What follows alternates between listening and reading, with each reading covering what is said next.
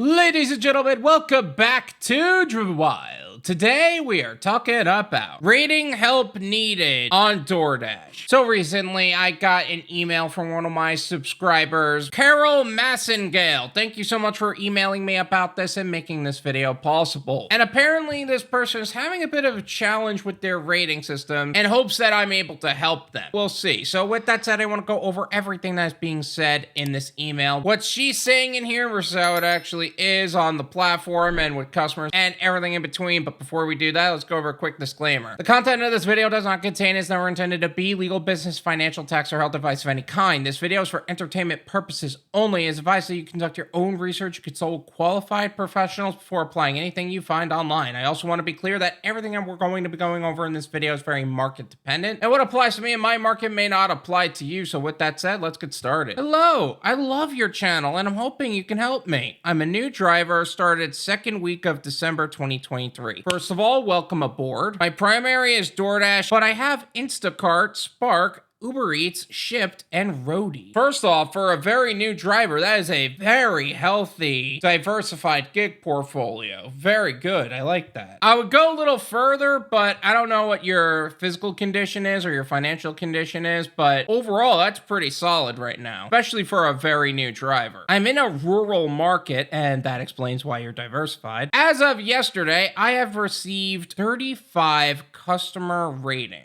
of which 34 were 5-star and 1 4-star. I am at 183 deliveries, 85 acceptance, 99 completed. Then today, I log on and my customer rating dropped to a 4.84, and I have a 1-star rating. So a lot of times when you're just getting started, the rating system's gonna take a little bit of time to actually come in. You're gonna notice that there's gonna be a lot of fluctuation in the beginning. I wouldn't worry too much about that until you actually get to the 100, because it seems like overall you're getting 5-star ratings across the board, so you're doing well already. All the little thumbs are up, there's no comment, nothing to explain this 1 star. Yet that's the one thing I would say about a lot of the 1-star ratings they get. DoorDash will filter a lot of the poor ratings that aren't your fault specifically. Yeah, there are some that they kind of put on you anyway, even though it's not really your fault, but they do filter through a lot of them. But they're only able to filter through them because they have a reason to actually filter them. For this case, you get a 1-star rating, no explanation. That's going on you regardless of whether you like it or not, which really sucks, don't get me wrong, but thankfully you're still in the early stages of your gig career, I guess would be the best way to put it. I called support and they say they can't see the reason for the 1 star. Now, the weather and road conditions were terrible the entire weekend I worked, like even the state highway. So how do I know it wasn't rated that due to being late because there weren't enough drivers out and road conditions? Well, that's the thing. They didn't have a reason, so they couldn't justify removing it from you, and they couldn't get a proper explanation, so therefore it ends up on you anyway. Which really sucks, because that means we're guilty until proven innocent, but that is how the system works. Should we be able to dispute some of these ratings? Yes, but that's not gonna happen. I asked how they expect drivers to improve when they don't tell us what we did wrong. Here's the thing, a lot of the ratings that you do receive aren't your fault to begin with, especially from customers that don't tip very much or feel some sort of obligation to tip and then find literally anything wrong just to rate you badly, because tearing you down and making you feel bad is the only way for them to feel good, so that's what they do. And the reality is that you kind of have to live with that. But there always is the point that if you're cherry picking, making sure you get the highest quality customers as possible, you could end up preventing these issues to begin with. But you're in a rural area. I don't know what your population is like there, so that may not be a option for you. But I will say this, that customer, I'm sure you have an idea who that customer is. Make sure they're on your no-go list. It is irresponsible to work with a customer that complains about you, regardless of whether it's a justifiable reason and you can make changes in that way, or a customer that has literally gave you a rating just for the sake of giving you a bad rating. Rep said she would take note of my complaint.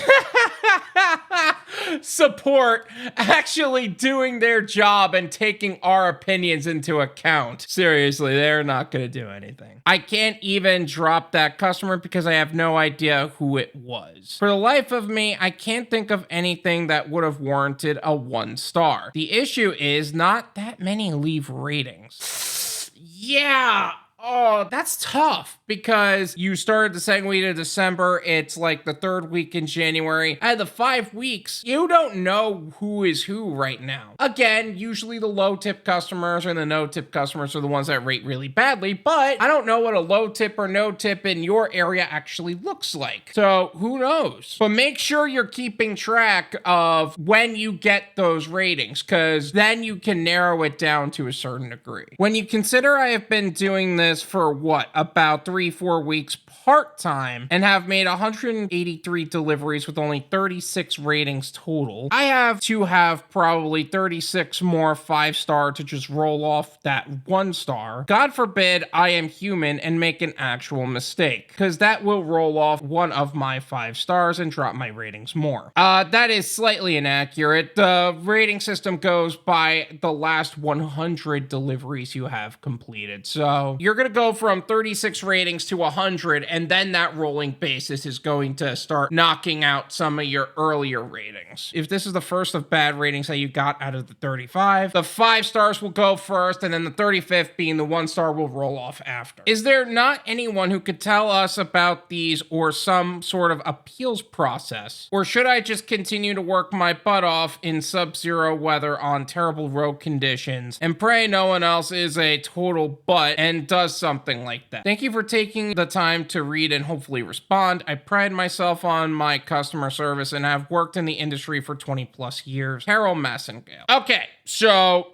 there is no appeals process for customer rating specifically. Contract violations, you can actually put in your side of the story and actually help yourself that way. But for customer ratings, not really. In fact, I made a video talking all about the customer rating system, specifically on DoorDash. I will leave that video in the description. Feel free to check that out. Here's the things that I would tell you to do. Cherry picking. You never want to take a low tip or no tip customers because those are the customers that are most susceptible to giving you the contract violations, the bad ratings, and even potentially wrongfully deactivate you because of those things. In a lot of cases, most customers won't rate you because it wasn't either good nor bad in their eyes, but there are some that are just going to rate 5 stars just for the sake of rating 5 stars. And then there are the low tip customers and no tip customers who think so poorly of the world already, hate tipping culture in general, and feel so entitled to everything. They're going to nitpick at every little detail that you have, even if it's not your fault entirely, and you're going to be the one getting blamed. You've been working with customer service and working in the industry for 20 plus years. You know that there are more than enough customers out there that treat you like garbage, even though you didn't deserve it. But here's the thing. In this industry, food delivery, you have control over who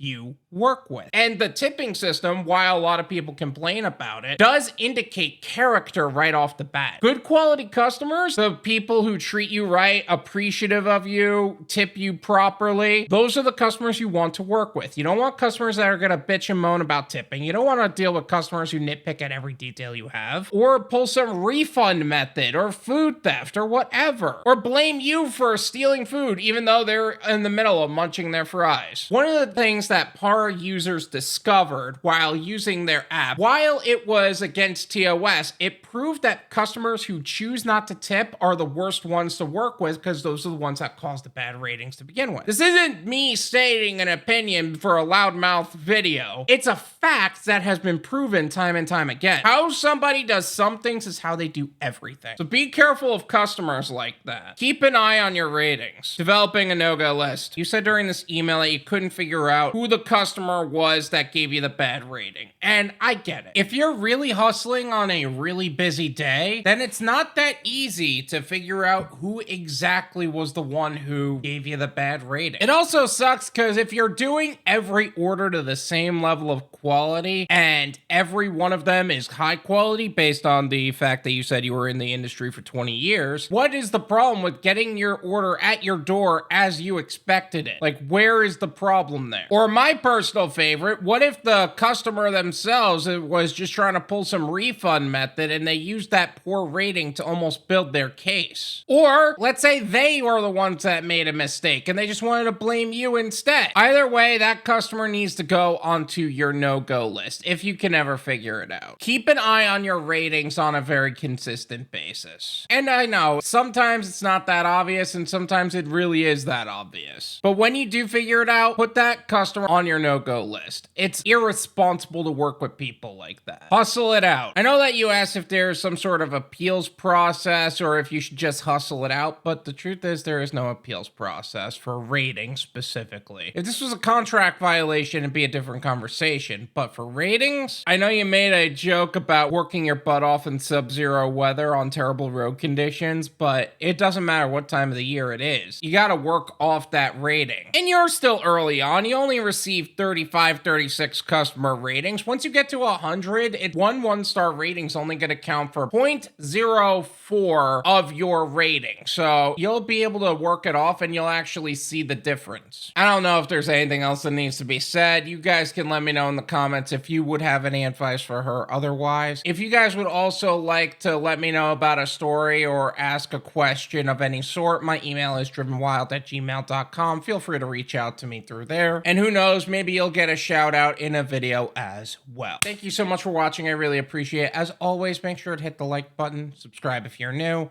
and I'll see you guys next time. Peace.